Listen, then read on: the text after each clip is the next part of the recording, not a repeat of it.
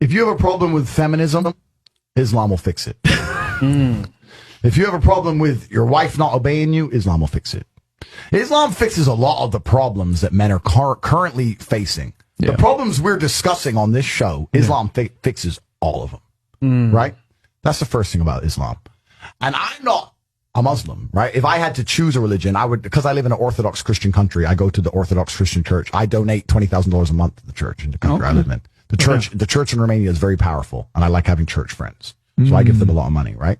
So I would guess I'm an Orthodox Christian. But if I had to bet on one religion as if I were betting on the stock market for the future, you have to bet on Islam. Because Muslims are intolerant. And I'm not saying that disrespectfully. Because if you're tolerant of everything, then you stand for nothing. Yeah. Christians are so tolerant now that you can go to church. These girls will get fucked on a Saturday night and go to church on a Sunday morning and get fucked on Sunday night, and it's no big deal, right? So you don't believe it. They have gay pastors that I'm not even anti-gay, but if the book says don't have, like, what the fuck? What do you believe in now? If you're tolerant of everything, you stand for nothing.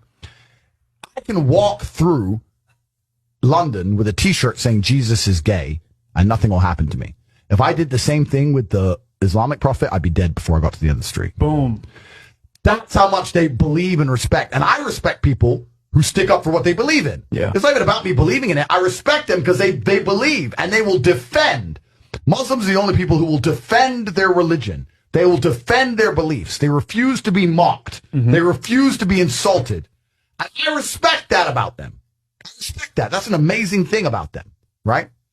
And the third point is, and I've been all around the world, some of the best countries in the world today are the first world Muslim nations. Yeah. Qatar, you can go to Qatar, you can fall asleep with $1 million on your lap in the middle of the street. Nothing's going to happen to you. Saudi Arabia as well. You can go to Saudi, nothing will happen to you. You can go to Dubai, UAE, nothing's going to happen to you. They leave their cars parked with the keys inside. It's so safe. Yeah. Wow. Yeah. It's so safe.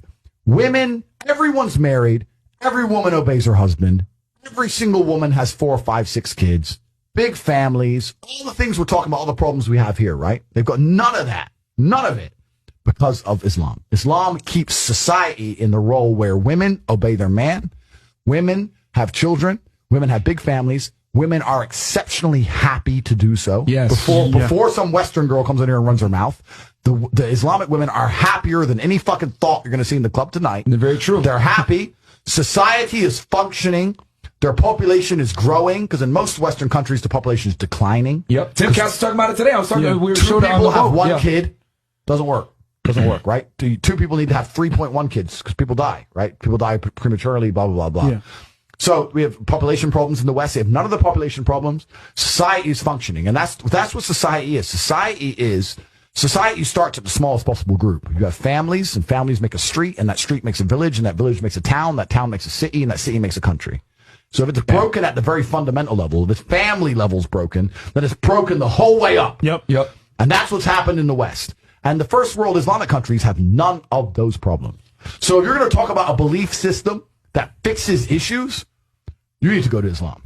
And I will say that will fix everything. And look, I'm not Muslim, but half my family is Christian, half is Muslim.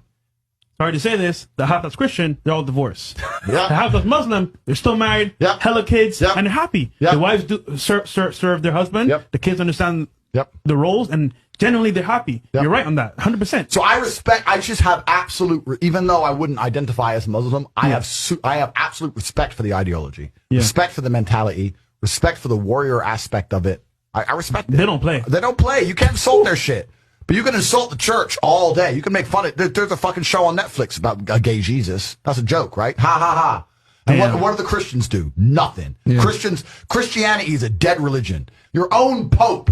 The Pope goes up there and talks LGBTQ shit now. That's crazy. It is over. You don't stand for anything. You don't believe in anything. You have no boundaries. You're walked on. You're mocked. You're divorced. Your fucking Christian wife, after taking her to church for 20 years, will fuck the gardener behind her back. The whole thing is a joke. Being a Christian now is nothing more than advertising. You're a loser. It's a losing religion because you've lost to Islam. That's the future of religion. And I'll say